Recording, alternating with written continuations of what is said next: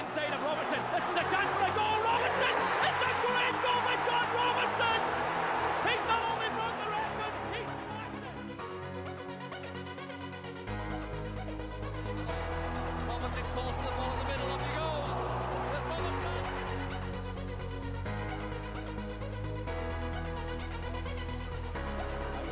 Looking for Fraser. The counter for Hey guys, Aaron here and welcome back to another video on my channel. Now today it's a very special video. I'm delighted to be joined by the hammer of the Hibs himself, Mr. John Robertson. How are you, Aaron? All good down there? I'm good, how are you? How is life in the Highlands just now? It's busy, as you can imagine. I'm not being ignorant here, but I'm on to batch 2 of the first batch of 12 letters. And I say letters, that's going out to every single fan that's bought a ticket. And of course, once I've signed all these letters, I then have to sign all the tickets. So I'm cracking on here. As I said, the plan is to get to every single Hearts fan, Inverness fan, every other fan that's actually decided to help us here. So we're going to get through it, and I'm signing every single one of them. So the virtual ticket collaboration, how did that come about, and can you give me an update on how many have been bought so far?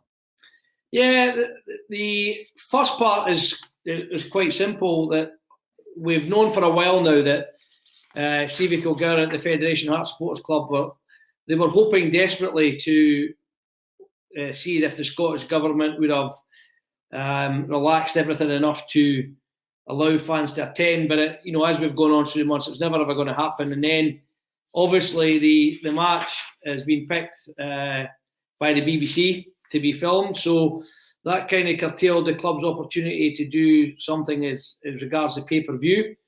And Stevie decided that he wanted to try and come up with Scott. They sat down and invited a few ideas about, and the one that they came up with was a virtual ticket. And it probably came through fruition from the Marine versus Spurs FA Cup tie, because I believe Marine's previous highest crowd was somewhere in the region of 3,500, 4,000, and a lot of the Spurs fans were gutted that they couldn't go along up to Liverpool on the day to support their team, so they started to buy tickets, and Marine's record crowd now is 31,700.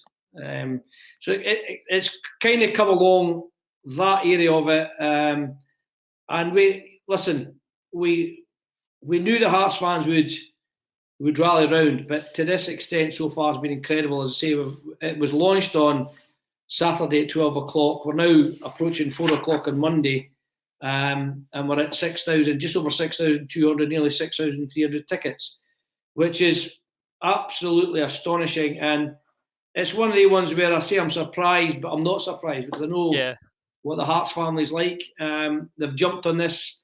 Inverness showed their support in 2013. And last year, we felt that while all the shenanigans were going on, that the right thing to do was that no club, not just Hearts, Partick Thistle and Stranraer, should be demoted, and the potential of Brora or Kelty to be promoted. So I think all that's gone hand in hand, and now that this has been launched, the Hearts fans have turned up in their thousands to support us up here at Inverness.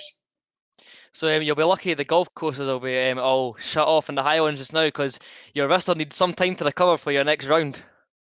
Yes, well, listen, as I say, everybody's a bit worried about what's happening here in my wrist, but I've naturally been strengthening it for many, many years through the gym. See, that's your dust. I've been strengthening it through the gym. Okay. The gym, right, Rob? With the gym, okay. We'll leave it at that. We'll leave it at that. Obviously, yeah, I haven't played it for a while, if I'm being honest, which is a bit gutting. I think the last time we were up with a very good Hearts fan and good friend, James Macbeth, who's the greenkeeper up at Brora. If anybody's ever up north and looking for a cracking golf course to play, get yourself up to Brora. Fantastic club, fantastic members. And the golf course is an absolute gem, and it's run by looked after by a good Jambo in James. Good stuff. So you famously played as the little to the large of players such as Jimmy Bone and Sandy Clark. Does the little and large striker combination, in your opinion, still have a place in modern football? Yeah, it does. I think we're getting back to that. One of my biggest bugbears at the time, working as the sort of head of coach education at Hearts a few years back, was that we seem to be breeding strikers out the game.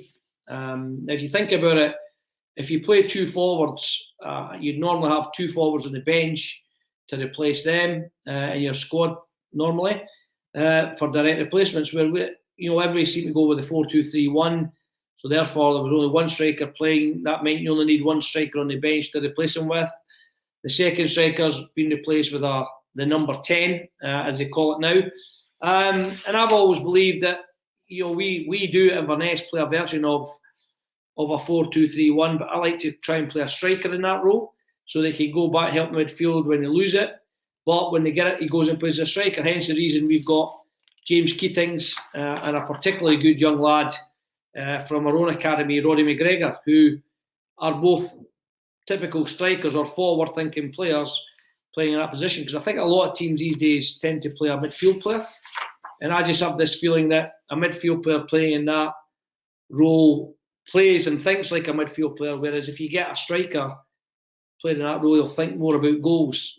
James Keatings wants to get in the box and score, rather than, say, an attacking midfield player thinking about getting forward rather than being in there already. So that's the big thing. It still works if you look at some teams down south have started playing two up. Manchester City yesterday against Liverpool started the second half, played Gundogan and Sterling through the middle, or Foden through the middle to play two up when the opposition had it, to go and press them, and then had one dropping into the midfield when they lose it. So that tends to be the way they do it. You don't get many combinations like that. And I think the big problem these days is that there are no wee guys anymore. They're all giants, they're all athletes, and we can all run like the wind. But I think there's been a sway towards the number 10 role, for want of a better word. And that's a huge frustration for me when you look at all academies that they want to play this number 10 instead of just saying, when I played at every level, one striker went short, one striker went long. So you naturally moved into a number 10 position short the defenders to get it, and the other striker would run behind. Whereas now it's a more designated role in there. And I say a lot of clubs tend to be more along the lines of playing a midfield player in there rather than a striker or a forward-thinking player in that position. You very bravely raised awareness of mental health issues recently. It may be the case in some clubs, but would you say there's an argument for clubs to equally look after their staff's mental fitness as well as their physical fitness? Yes, absolutely. And I think these times have emphasised that. A lot of people sort of jumped on what I said and took it slightly the wrong way. I think there was people down the road used it for their own agenda in the respect that, it sounded like I wanted football stopped. That wasn't the case. I'd said at the time it was very much my opinion and my opinion alone that some things didn't lie easily with me. The fact that we were still playing when the virus is at its worst. And the aspect of the mental health thing was that, I did. I must admit, like everybody else, it's the first time really that we've been presented in a position like this where you've been confined to the house most of the time. We've been quite fortunate in football in terms that we've been able to get out and train and get out and exercise. But I still had low days. I still had days where you looked at it, and I think the worst was the week that we were told that it was in the middle of the summer, and you were hoping to start at the same time as the Premier League and everybody else was starting, and suddenly you're told you're not going to start till October. We'd had 3 months of lockdown from the March, and then we were told we weren't starting for another 3 months, and it was a real blow. And it was a very, very low week. I must admit, I was very low, very down. There's a couple of thoughts about, do I really want to be involved in it? But yeah, as I said, you find an inner strength. Football managers, football coaches, you find an inner strength, and you go again. And that's what happened. I sat and talked to a few people. I'm very, very lucky that I've got a tremendous relationship with Scott Gardner here as my chief executive. I spoke to him about a few ways I was feeling, and he understood that. And spoke to a couple of people up here, sports psychologists who I know very well, and had a chat about them, and they gave me a wee bit of advice on how to deal with it as well. So it made me realise, and we've got at the time. We've had one or two players with issues in the past. Probably the most high-profile one being James Keaton's ex-Jambo, and also went to the dark side for a short spell. I don't know what he was thinking about there. And strange one, wasn't it? He's been reprimanded ever since year. But we had players, so we decided Scott and I got together and along the chairman decided to run a well-being programme through the summer, which meant the players would come in a couple of days a week to do non-football activities, and it was more along the lines of getting them in, getting them away from their family for an hour or two, just to talk about how they were feeling, do something, like sometimes we played tennis, we went cycling in groups of 5 or 6. Twice a week, and then we had yoga and 3 different sessions of yoga, socially distanced. We even bagged a Monroe.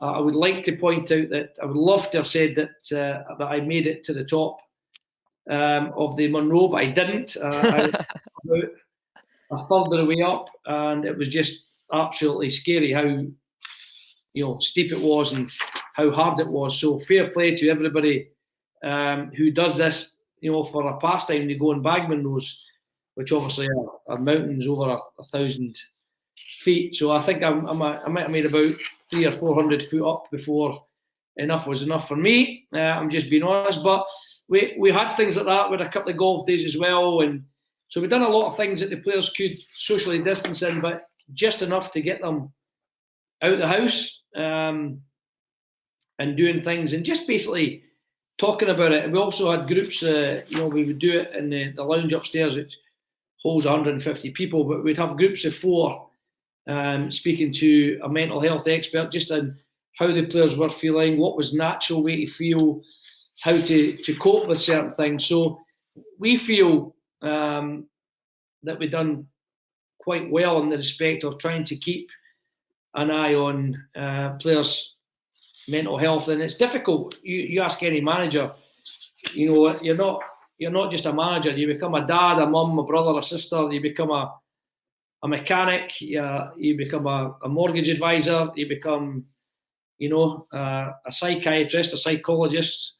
You've got a lot of things to deal with that players come to you with, and it's not just football. So we've as managers, you've got to deal with that. And I said at the time in the interview, I was worrying about 27 players. I was worrying about their partners. I was worrying about their children. I was worrying about their family going through this pandemic. So, as I said, it wasn't an easy time. And I think 1 or 2 people jumped on it the wrong way. But I'm glad I said it. I'm glad I came out. And if it's helped other people approach it, then all's the better. But I was only really talking from my own experience and my own sort of dealings with it. Given there's very few one-club players these days in Scotland, especially forwards, for example, you've got Cosgrove, Aberdeen, recently going to Birmingham City. Can you see your record of 214 league goals ever getting beaten by any individual for a Scottish team ever again? Yeah, well, I think it can be beaten by a team because it's not to say that one individual won't stay with a team that long. And I've said it before that I generally hope and believe that my record will be beaten. And the reason I want it to be beaten is that means that somebody's obviously stayed at the football club for a long time, scored a lot of goals. And if scored that many goals, then that means the club's going to be successful. That means the club will have won more honours, won more cups, hopefully win more leagues, because that's the way it is. You know what I mean? A lot of people, when I was getting sort of closer towards Jimmy Wardhaw's record and went past Alfie Conn and Willie Bolds, they were saying, that would never be beaten. Well, I managed to beat it. I'm extremely proud to beat it. But I hope somebody beats my record. I genuinely do. I hope they beat it and score as many goals as they can for Hearts, because that's the way football is. Will it be difficult? Yeah, I'm not going to deny it. It may stand for a long, long time. Jimmy Wartos stood for 40 odd years, and it may well be. But I genuinely believe and I genuinely hope that one day somebody will come along and just keep smashing the goals in. And as I say, right now, I hold the league records, league score goals, Scottish Cup goals, European goals, and Derby goals. And I say that the overall competitive one is still Jimmy Wartor. I think he's on 277. I think myself and Willie Bald are on 271. So again, I genuinely hope it's beaten, because that would mean that Hearts would go on to be even more successful and win even more trophies. And to me, that's the most important thing. Individual records are fantastic. Don't get me wrong. As I say, extremely, extremely proud to hold those records at the moment. But nothing would make me happier than to shake somebody's hand having beaten any of my records. If they score more Scottish Cup goals, more league goals, more European goals, more Derby goals, especially the Derby goals, I'd be more than happy to shake your favourite goals. Yeah, well, not all of them were favourites. Well, actually, I tell a lie, they were. So when you made your return to Hearts from Newcastle, did you have any concerns about the reception you'd get from supporters? Obviously, the hero worshipped you before you moved, but obviously some would have been very gutted when you left. Did you ever have any concerns about how they'd receive you coming back? Not really, because it was such a... Sorry, I'm just putting another batch away and starting another batch. It was such a short time I was gone. That there wasn't. I didn't give them enough time to forget me. And to be fair, I was gone in April, and I was back in the December. So as I say, it was one of those ones that gone, but that's the way it was. You know what I mean? That's. It wasn't too long before I was back banging the goals. But listen, it was an experience that I would never forget. Thoroughly enjoyed it for the short time I was down at Newcastle. The fans, very similar to Hearts, in the fact that they're so passionate and so behind their team. And I was gutted that I didn't actually score for them in any competitive game. I scored a few pre-season, but I've got to say that the Newcastle fans were terrific towards me, and as I say, I thoroughly enjoyed my time down there. But it just seemed that Hearts were the right fit. Hearts were the team that I felt most comfortable at. I felt comfortable at Tynecastle. I felt comfortable scoring goals there, and it just seemed an easier one to come home and then crack on and go for the records that were available. And who would have been your dream strike partner to play with? You can pick anybody to play with to help you bang in goals. Who are you picking? Listen, I had them. You know what I mean? I was very fortunate to play with Derek O'Connor first, who was a very underrated striker. And he was only underrated because of the quality of the guys that came in behind him, and Jimmy Bone and then Sandy Clark. But the aspect of that going forward was, I think the evolution of the game was that it was brilliant playing with Jimmy and Sandy, and they taught me how to look after myself and how to work away in the pitch. But then I had a tremendous partnership with Scott Crabb, Wayne Foster, Ian Baird going forward. But the one constant at all, a player who I think is one of the best Hearts players ever, was John Cahoon. John Cahoon was just magnificent. The kickings that he used to take in the wide areas, he was so quick, and these big long legs for a wee guy, had these big long legs, and just people go on about myself only getting 16 caps being a shocker, but I think John Cahoon he got 2, which is an absolute disgrace. John Cahoon was one of the best wingers in the game, and one of the greatest Hearts players ever, and I'm sure at some stage he'll get his just rewards in terms of Hall of Fames at Hearts and even Scotland, because he was just an unbelievably good player. I would love to have, but there is one player who I played with briefly. I say briefly, it was only 15 minutes or so. I would have loved to have played with him. He became my favourite Hearts player when I retired, and that was Rudy. I just thought Rudy was a player that he got me off my feet. Whenever he got the ball, you knew something special was going to happen. And I played alongside him very briefly in Robbie Nielsen's testimonial game, and even then seemed to be on a similar wavelength. And that's what happens when you get very good players. But I think Rudy's one of these players that transcends the eras. He could play in any team because he was such a good technician, such a good player. He could see passes. He could play people in. And of course, he is also a very, very good goal scorer. He scored great goals. Rudy didn't score anything very ordinary. People go on to me about being a penalty box player, which I think was a wee bit unkind. I think there was more to my game than that. But being a penalty box poacher, Rudy's goals were always spectacular. There was cannonball shots and curling shots, etc. He scored one of the best hat-tricks I've ever seen against St Mirren. All 3 goals were top draw. So he was a player that I would like to have played with more often. And I think both of us in our prime playing in the same team could have heaped even more misery on the Hibs. Ladies and gentlemen, I've been delighted to be joined by John Hammer of the Hibs Robertson. Thank you very much, Robert, for taking time out of your busy schedule to speak to me, and I hope your wrist recovers very soon. Thank you, Aaron. Cheers.